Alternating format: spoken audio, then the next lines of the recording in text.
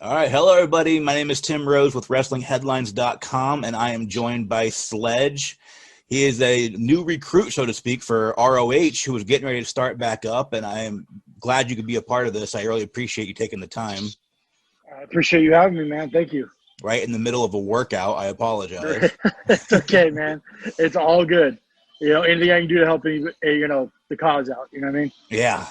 So ROH is getting ready to start back up again. Are you pretty excited for that? I'm excited to get back to work. Yeah, man. I really am. I'm excited to get back to wrestling. I'm actually getting to go roll around the ring on Saturday, so I'm very excited about that. And then gonna keep rolling around the ring coming up here, just to kind of get my body back callous to how it was, because I've been off for 6 months. Right. So Yeah. We'll see how the body holds up. So. Awesome. Is there anybody that you're looking forward to facing that you've been maybe eyeing a little bit? All of them.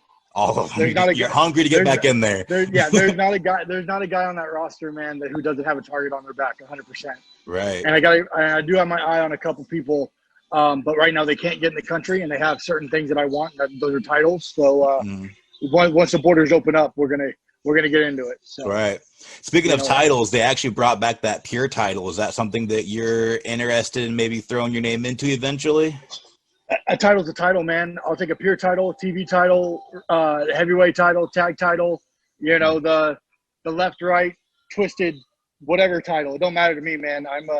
I'm here to take titles and take names. Right. So. That's awesome. So you are big on Twitch. You're very active. You got the coffee with Sledge. I'll go ahead and plug that for you. I believe that's every Monday, Wednesday, Friday at noon, right? Noon Pacific time, 3 p.m. Eastern. Yep. I love both your setup and also the intro, which is just like metal music, and there's just a cup of coffee. I love that. I have a great team behind me. I can't do that show without my team. I really can't. I'm completely computer illiterate when it comes to it. So I have a producer that pushes the buttons, and I have a guy that makes all the stuff that I need. And without them, without Kelly, and without Dastardly, the show just doesn't happen. So I try to take care of them the best I can. So right. And it's really a good show. I really like it. I was very entertained watching it. I'd recommend it to anybody. I appreciate that, man. We had Alex Zane on yesterday for an Oreo eating challenge, so that's why I'm doing some extra cardio in the gym today. I've done some eating challenges on there. I've also done Ring of Honor week, where I've had a couple of Ring of Honor superstars on there. We have a huge week coming up next week. This whole month of September is just absolutely huge for guests. And tune in, man. You'll never know who's going to pop in. You really don't. Yeah, it's a really, really nice setup, too. I really appreciate stuff like that. Go on the little extra mile, Do it for them, I do it for the entertainment, and just hopefully that everybody doesn't take my kindness for weakness. Yeah. When it comes to the ring, just I'm a nice guy, and I got a smile on my face doesn't mean I'm going to destroy you inside the ring, Right. So is there anything we can look forward to as far as when you get back into the ring? Look forward to me making a debut very, very soon, making a very, very big debut very, very soon, and just keep your eyes peeled. You'll never know where I'm going to pop up. And what have you been doing during this whole, downtime, so to speak? Have you been hitting the gym? Have you been in there training, rolling around, or? I have been hitting the gym, man. The first thing I did when I got back, because I just moved back from Baltimore because I was at the Ring of Honor Dojo, and I just graduated from the Ring of Honor Dojo, so they told me I could move home. And everybody I know lives in California. My family's in California. So they were like, yo, you can move back to California. I was like, oh, sweet. And the first thing I did when quarantine hit was I contacted a buddy of mine who had a private gym, because none of the gyms were open here, and got to work and got back to work. And I wasn't very happy with the way my body was looking. Yes, I was in good shape, but I was a little bit of the heavier side, because I was kind of fighting depression, being away from my family and everybody. I really took a risk. I went to Ring of Honor, the dojo, on no guarantee, no nothing like that. I literally what's the best way? Gambled, my wrestling career on this. And it turned out for the best. But at the same time, I left everything I knew, and I got really depressed into a new place. So I have a thing that I do is I depression. I'm a recovering addict. So I don't go to booze and I don't go to alcohol. I go to eating. So I got, really heavy while I was gone. Yes, I was in good shape. And yes, I was lifting and I was in the ring constantly, but like I wasn't real happy. Like I was around like 270, 280 and just carrying around a lot of extra weight that I really didn't need. So the first thing I did when I got back was I changed my eating regimen. I got with a nutritionist, and now I'm down to around like 230 right now, 235, give or take, and like probably in the best shape physically that I've been in a long time. So getting ready to make my debut because I haven't really actually been introduced, I guess, to the Ring of Honor roster and to the Ring of Honor fans yet. Just little clips here and there on like week by week, and then doing interviews like this and so on and so forth, which kind of introduced me to everybody in the wrestling world. But like I've been around for 9 years, I've done Steve Austin's podcast. I've been on, Impact. I've wrestled, for the 10 pounds of gold. I've done a lot of things in the wrestling business.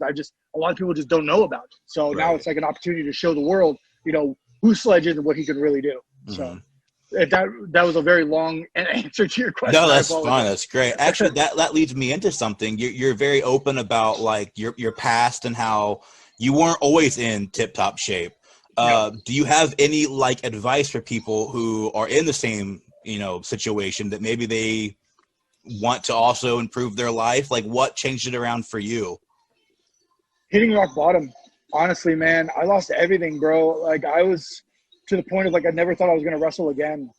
And my best friend, man, I love him to death, man. Jason Turner, man. He's the one who really helped me change my life around. He told me that, hey, bro, you need help. Like you're down a bad road. I was addicted to pain pills. I was addicted to alcohol.